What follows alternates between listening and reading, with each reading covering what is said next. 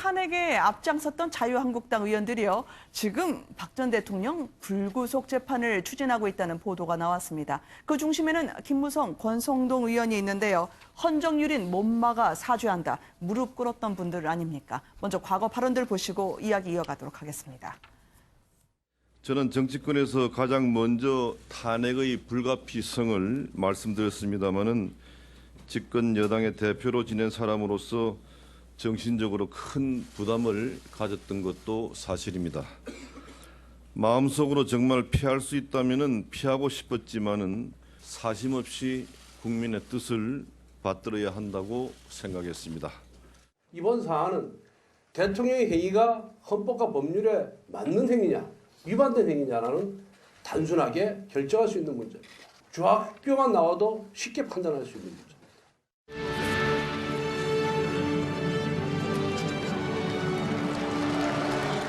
저희 동지들은 박근혜 정부와 새누리당을 바로 세우고자 정말 애썼습니다. 그러나 새누리당 내의 후한무치한 패권 세력들의 발언을 막는 데는 역부족이었습니다. 이렇게 말씀을 했던 분들인데요. 1년이 채 안 된 시점이지만 지금은 화합과 통합의 메시지를 날리고 있습니다. 이어서 보시겠습니다.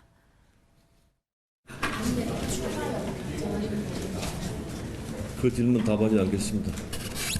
저하고 권성동 의원하고 그리고 홍문정 의원과 윤상현 의원 9명이 만나서 많은 시간을 가지고 많은 대화를 했습니다. 그래서 그 긴 대화 중에 뭐 탄핵에 대해서 사과하라는 요청도 있었고 거기에 대해서 탄핵은 역사적 사실이기 때문에 사과할 문제가 아니다.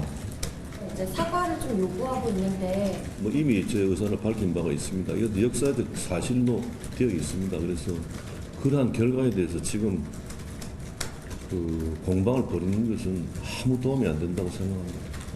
그 참석한 분 중에 한 분이 박근혜 대통령, 이명박 대통령이 이걸 석방을 요구할 의사가 없느냐 이런 제안을 했습니다. 그래서 그 얼마든지 할 수 있다. 내가 앞장서겠다. 이 정도 이야기했는데 그 서청원 의원의 주장은 그야말로 자기 입장에서 또 보수의 통합을 생각하지 않는 입장에서 하신 발언이라 저는 그렇게 평가하고 싶습니다.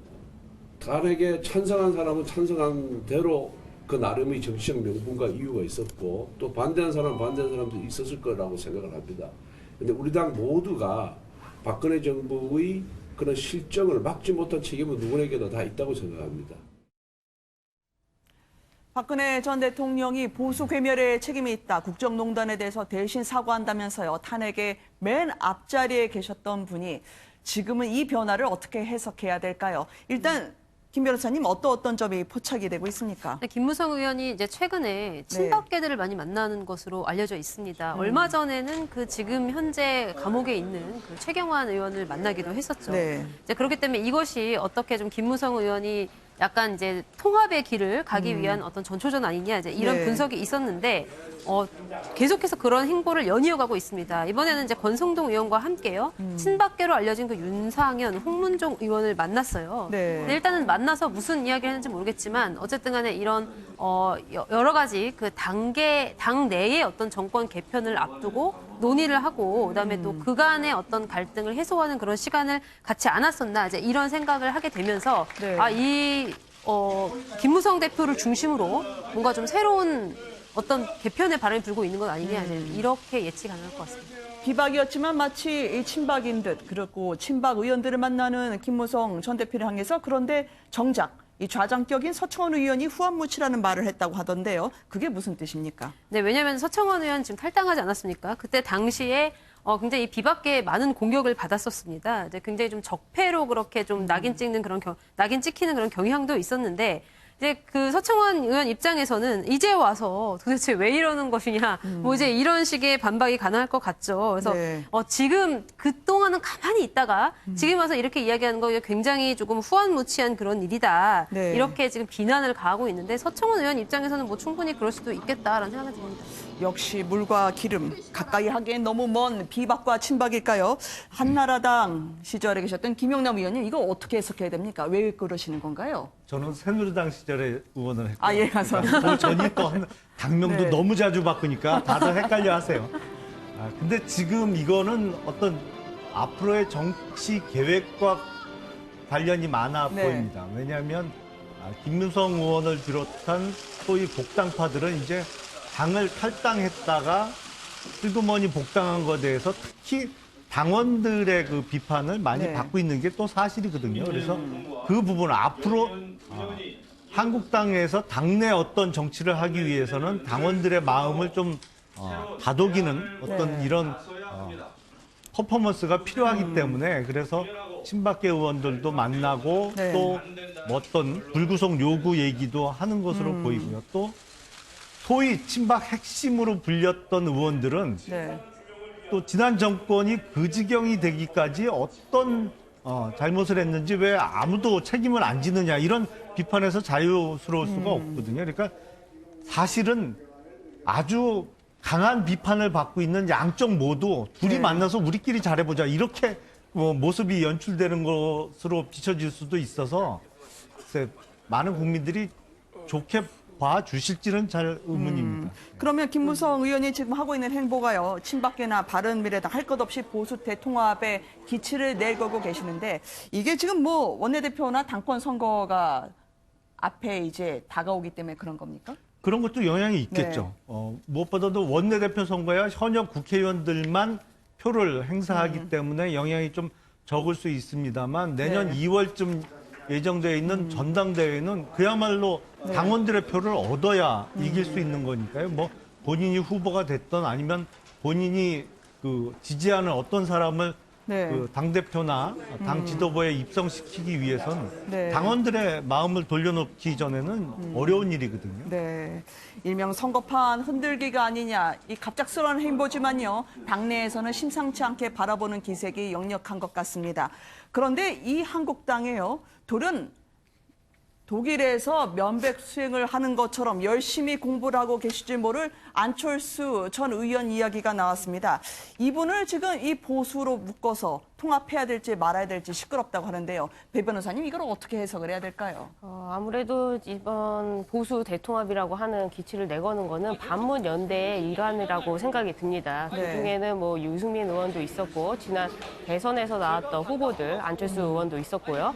그리고 이제 홍준표 대표도 있었는데 한국당에서 과연 어디까지 끌어갈 수 있을 것이냐 하는 점에는 네. 아마 안철수 전 대표를 좀 끌어와야지 이 중도까지도 우리가 포섭할 수 있는 거 아니냐 이런 계산이 있는 것 같습니다.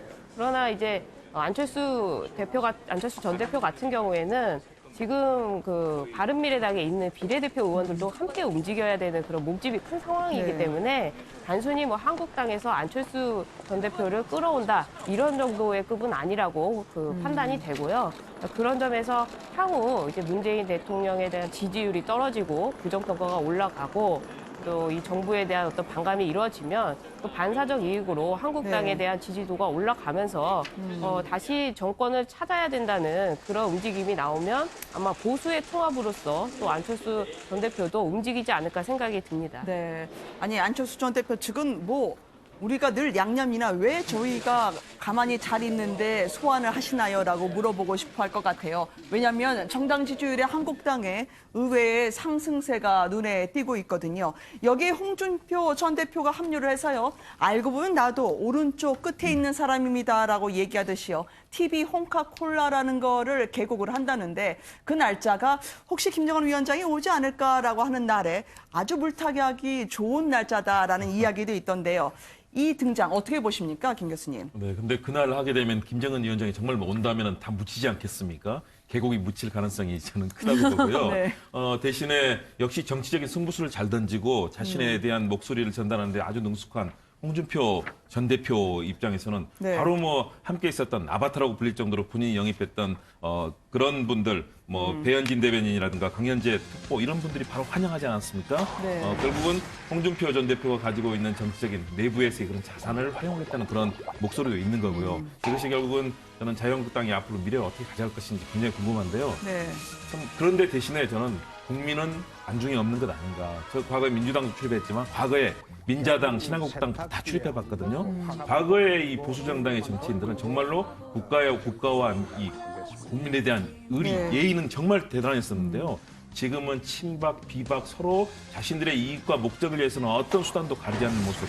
그리고 지금 박근혜 전 대통령 사실은 네. 지금 재판받고 있고 얼마나 많은 국가를 사실은 완전히 국가의 기반을 망친 국정농단으로 33년형, 뭐 이명박 네. 전 대통령 15년 정말 엄청난 지금 죗값을 치르고 앞으로도 할 일이 무궁무진한데 벌써 무슨 불구속인 이런 얘기하는 거 정말 국민은 안중에도 없고 딴 생각하고 있는 자신들의 영달을 위해서만 생각하고 있는 모습들 정말 제대로 된 정치를 하기 위해서는 네. 좀 바뀌어야 되는 거 아닌가. 국민들께 진정으로 반성하고 참여하고 또 새로운 정치의 가치를 보여줘야만 국민들이 신뢰를 보내실 텐데 지금 보이는 모습들은 그렇게 네. 유쾌해 보이지는 않는 것 같습니다. 저는 네. 홍준표 대표가 한국당으로 돌아가기 더 힘들겠구나 이런 생각이 들어요. 한국당 지지율이 지금 26.4%예요. 2년 만에 다시 25%를 넘겼는데 이렇게 지지율이 급상승하는데 가장 좀 중요한 요인 중에 하나가 좀 조용했다는 것이죠. 그러니까 홍준표 대표가 뭐 일상적으로 나와가지고 계속 막말 쏟아내던 그 네. 시기를 이제 벗어나면서 그냥 이제 이런 이야기가 있어요. 속된 말로 야당은 자살골만 안 넣으면 지지율이 오른다. 지금 그 시기에 접어든 것이 아닌가 싶은데 약간 안철수 전 대표랑 조금 비견이 되는 것이 안철수 전 대표 아무 말 안 하고 가만히 있잖아요. 그럼에도 불구하고 소환이 됩니다. 계속. 그런데 홍준표 전 대표는 계속해서 어떻게 해서든 좀 이렇게 튀어보려고 굉장히 노력은 하는데 그럼에도 불구하고 한국당 입장에서는 이렇게 지지율 치솟는 상황에 홍준표 다시 들어오는 것은 너무나 위험하다라는 인식이 확산되지 않을지 생각됩니다. 지금 홍준표 전 대표가 다시 복귀하는 걸 환영하는 80%는 민주당이다라고 이준석 최고위원이 이야기하기도 했는데요. 정작 당은 어떻습니까? 반응은? 당은 글쎄 뭐 일부 환영하는 분들도 있겠지만 네. 대부분의 경우에는 우려가 더 크죠.